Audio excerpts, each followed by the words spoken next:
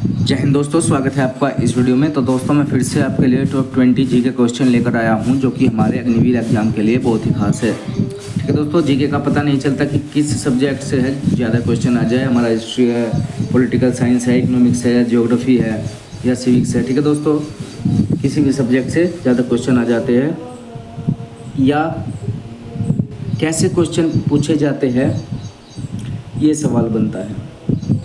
तो दोस्तों कुछ बच्चे क्या करते हैं, जिस तरह से हिस्ट्री के क्वेश्चन हैं, ठीक है, हिस्ट्री के नॉर्मल क्वेश्चन जो बेसिक सबको पता है, कहने का मतलब है ऊपर ऊपर के क्वेश्चन उन्हें पढ़कर चले जाते हैं, लेकिन हिस्ट्री में बिल्कुल गहराई से जो है क्वेश्चन पूछे जाते हैं, ठीक है, उनका आंसर नहीं दे पाते।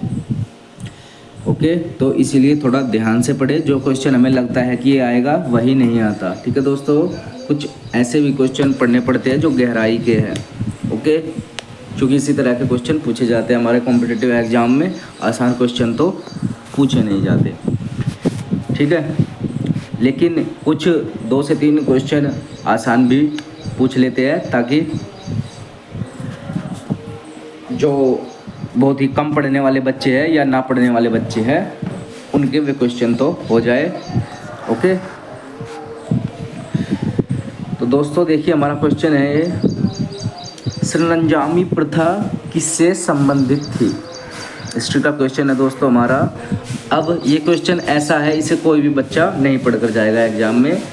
केवल और केवल जो मराठा साम्राज्य से या तो जन्म, उनके पुत्र का नाम, माता का नाम, पिता का नाम, ठीक है, और मृत्यु, ये याद कर जाएंगे। लेकिन इस तरह के क्वेश्चन कोई नहीं पढ़कर जाएगा, जबकि क्वेश्चन जो आने की संभावना रहती है, इसी प्रकार के क्वेश्चन आने की संभावना ज़्यादा रहती है, वे क्वेश्चन नहीं आते। ठीक है दोस्तों, देखिए सरंजामी प्रथा किससे संबंधित थी। ऑप्शन दिए हुए हैं नीचे। देखिए, मराठा भू राजस्व व्यवस्था, कुतुबशाही प्रशासन, तालुकदारी प्रथा, या इनमें से कोई नहीं। तो दोस्तों जो सरंजामी प्रथा संबंधित है वो मराठा भू राजस्व व्यवस्था से संबंधित है। ओके, ठीक है, मराठा काल की प्रथा है। ओके, यानी कि ऑप्शन ए इसका सही जवाब है। ठीक है, नेक्स्ट क्वेश्चन देखिए, वह कौन सा सेनानायक था जिसे बीजापुर के सुल्तान ने 1659 ईस्वी में शिवाजी को जिंदा या मुर्दा पकड़कर लाने के लिए भेजा था। अफजल खां, शाइस्ता खां, सैयद बांदा या इनायत खां। तो दोस्तों इसका राइट आंसर हो जाएगा अफजल खां।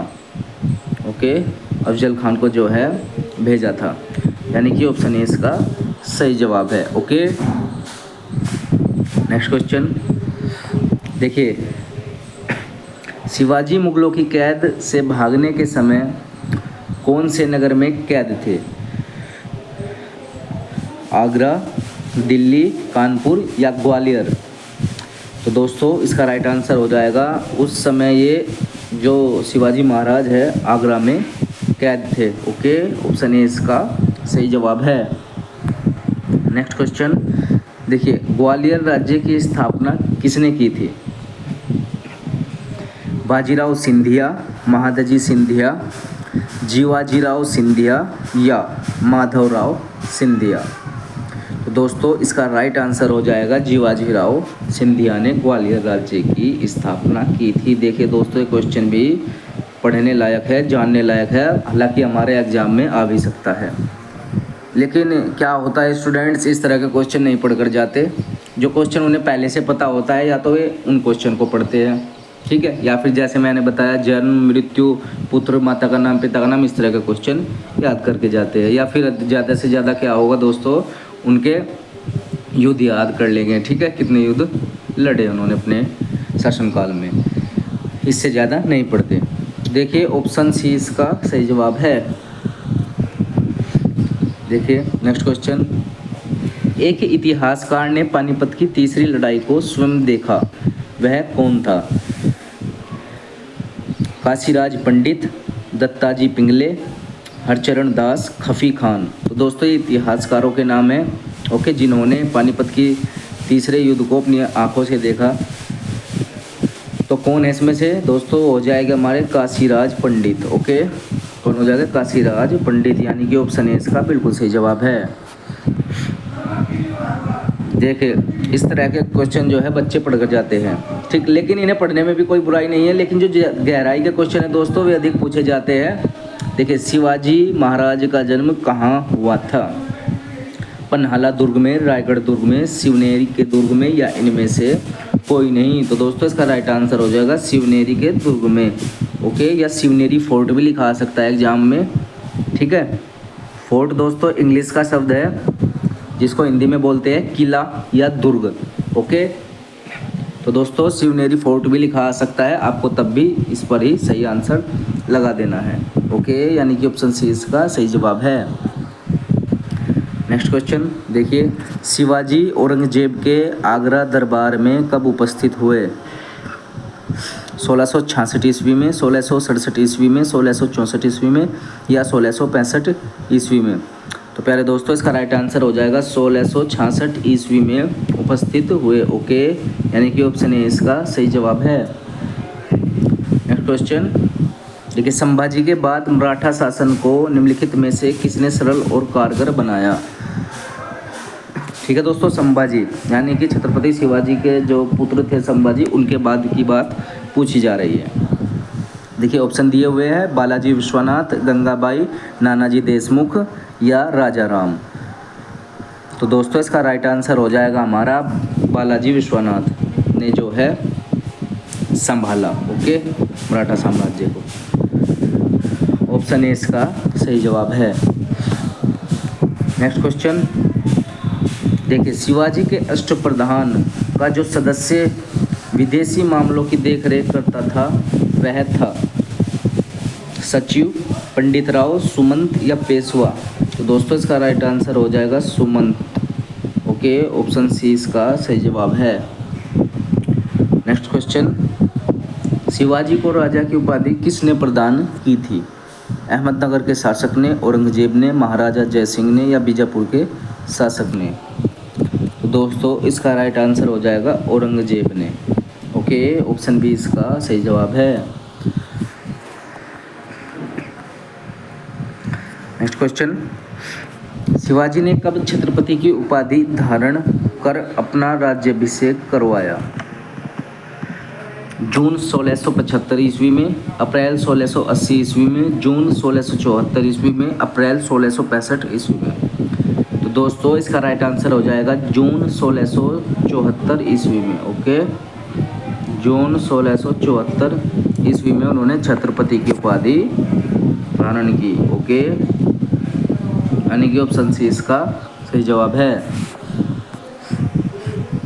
नेक्स्ट क्वेश्चन देखिए, काशी के प्रसिद्ध विद्वान ने शिवाजी का राज्याभिषेक करवाया? काशी के किस प्रसिद्ध विद्वान ने शिवाजी का राज्याभिषेक करवाया? ठीक है दोस्तों, देखिए क्वेश्चन से पता लग रहा है जो विद्वान थे काशी के थे, ठीक है। इससे दो क्वेश्चन भी बन सकते हैं हमारे कि देखिए सबसे पहले आप ये देख लीजिए, काशी के किस प्रसिद्ध विद्वान ने शिवाजी का राज्याभिषेक करवाया था? दोस्तों ऑप्शन दिए हुए, श्री विश्वनाथ शर्मा, गुरु रामदास, श्री विश्वेश्वर जी गंगा भट्ट, या इनमें से कोई नहीं? तो दोस्तों इसका राइट आंसर हो जाएगा श्री विश्वेश्वर जी गंगा भट्ट। ओके, जिन्होंने शिवाजी महाराज जी का राज्याभिषेक करवाया था, यानी कि ऑप्शन सी इसका सही जवाब है। लेकिन इसमें से दूसरा प्रश्न निकलता है दोस्तों। ये क्वेश्चन ना देके इस तरह से भी पूछ सकते हैं कि जो है श्री विश्वनाथ जी ने छत्रपति शिवाजी महाराज का राज्याभिषेक करवाया था, वे कहाँ पर रहते थे या किस जगह से थे? इस तरह से क्वेश्चन बन सकता है दोस्तों। तो देखिए चूँकि क्वेश्चन में हमारे पास में काशी के थे वे, ओके, काशी के प्रसिद्ध विद्वान, ठीक है। तो आपको क्या लगा देना है, काशी लिख देना है अगर क्वेश्चन इस तरह से पूछा जाए, ठीक है दोस्तों। ये जो श्री विश्वेश्वर जी गंगा भट्ट थे काशी के रहने वाले थे। ओके, नेक्स्ट क्वेश्चन देखिए, शिवाजी का अंतिम सैन्य अभियान था जंजीरा के सिद्धियों के विरुद्ध अभियान, कोंडाना का अभियान, सलेहर का अभियान, कर्नाटका अभियान? तो प्यारे दोस्तों इसका राइट आंसर हो जाएगा कर्नाटका अभियान। ओके, ऑप्शन डी इसका सही जवाब है। नेक्स्ट क्वेश्चन, शिवाजी को पहाड़ी चूहा व साहसी डाकू की संज्ञा किसने दी थी? देखिए दोस्तों ये क्वेश्चन भी हमारा इम्पोर्टेंट है, एग्जाम में आने लायक है। औरंगजेब, अफजल खान, जय सिंह या इनमें से कोई नहीं। तो दोस्तों इसका राइट आंसर हो जाएगा औरंगजेब। ओके, औरंगजेब ने जो है शिवाजी महाराज जी को पहाड़ी छुआ में साहसी डाकू की संज्ञा दी। दोस्तों औरंगजेब जो था एक बहुत ही क्रूर शासक था जो शिवाजी महाराज के समकालीन था। ओके, और उनके पुत्र संभाजी महाराज के समकालीन भी रहा। Okay, next question. शिवाजी के समय में अष्टप्रधान कहा जाता था, यानी कि जो अष्टप्रधान था दोस्तों वो क्या चीज़ थी, देखिए अभी पता चल जाएगा। शिवाजी के 8 महत्वपूर्ण सलाहकारों को, 8 मंत्रियों की एक परिषद को, 8 सर्वाधिक बहादुर सैनिकों को जो शिवाजी के अंगरक्षक होते थे, या 8 विद्वानों की सभा को। तो दोस्तों इसका राइट आंसर हो जाएगा 8 मंत्रियों की परिषद को। ठीक है, 8 मंत्रियों की एक परिषद को अष्टप्रधान कहा जाता था, यानी कि ऑप्शन बी इसका सही जवाब है। ठीक है दोस्तों, अष्टप्रधान एक इनकी व्यवस्था थी। ओके, जिसमें 8 मंत्री होते थे। ओके, तो ऑप्शन बी इसका सही जवाब हो जाएगा। नेक्स्ट क्वेश्चन देखिए, सर एनोवात का अर्थ था विदेश मंत्री, गृह मंत्री, सेनापति या धर्म मंत्री।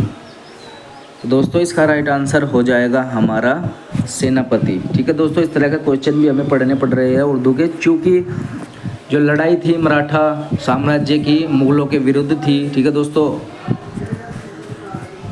तो उस समय पे जो है वे उर्दू भाषा का भी उपयोग करते थे।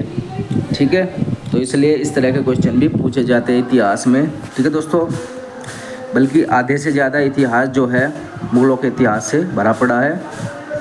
ठीक है, और हमारे देश में भी जो है उर्दू की एक छाप छोड़ गए। ओके, मुगलों ने राज किया दोस्तों, उर्दू की छाप छोड़ गए, और अंग्रेज़ों ने राज किया, इंग्लिश की छाप छोड़ गए। ओके, नेक्स्ट क्वेश्चन देख लेते हैं। देखिए, चौथ मुगल क्षेत्रों की भूमि एवं पड़ोसी राज्य की आय का चौथा हिस्सा होता था। ठीक है दोस्तों, दोबारा से सुनिए एक बार। चौथ मुगल क्षेत्रों की भूमि एवं पड़ोसी राज्यों की आय का चौथा हिस्सा होता था। इस कर को किस वंश के शासकों ने वसूला? सिख वंश, मराठा वंश, राजपूत वंश या इनमें से कोई नहीं। तो दोस्तों इसका राइट आंसर हो जाएगा मराठा वंश। Okay, Maratha dynasty, option B इसका सही जवाब है। नेक्स्ट क्वेश्चन देख लेते हैं। देखिए, सरदेशमुखी की वसूली शिवाजी इस आधार पर करते थे कि वे महाराष्ट्र पुश्तैनी सरदेशमुख, यानी कि सरदेशमुख क्या होता था दोस्तों? प्रधान मुखिया। ठीक है, सरदेशमुख है, सरदेशमुखी स्वराज्य का कितना प्रतिशत था? 33%, 25%, 10% या 20%? तो दोस्तों इसका राइट आंसर हो जाएगा 10%।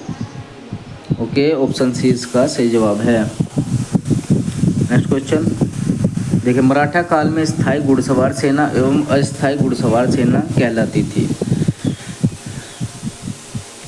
सिलदार एवं पागा या बरगीर, पागा एवं बरगीर, बरगीर एवं पागा, पागा बरगीर एवं सिलदार। दोस्तों इसका राइट आंसर हो जाएगा पागा बरगीर एवं सिलदार। ठीक है, पागा बरगीर एवं सिलदार। ठीक है दोस्तों, जो मराठा काल में जो स्थायी घुड़सवार सेना थी उसको पागा बोलते थे, और अस्थायी घुड़सवार सेना बरगीर या सिलदार के नाम से जानी जाती थी, यानी कि ऑप्शन डी इसका बिल्कुल सही जवाब है। नेक्स्ट क्वेश्चन और लास्ट क्वेश्चन, मराठा कालीन घुड़सवार सेना में एक हवलदार के अधीन कितने घुड़सवार होते थे? देखिए दोस्तों क्वेश्चन भी हमारा इम्पोर्टेंट है, इम्पोर्टेंट लगा लीजिएगा आप इस पर। ओके, बोलिए ना। इसमें 14, 15, 5 या 25, 14, 15, सॉरी 5, 15, 25, तो कितने होते थे?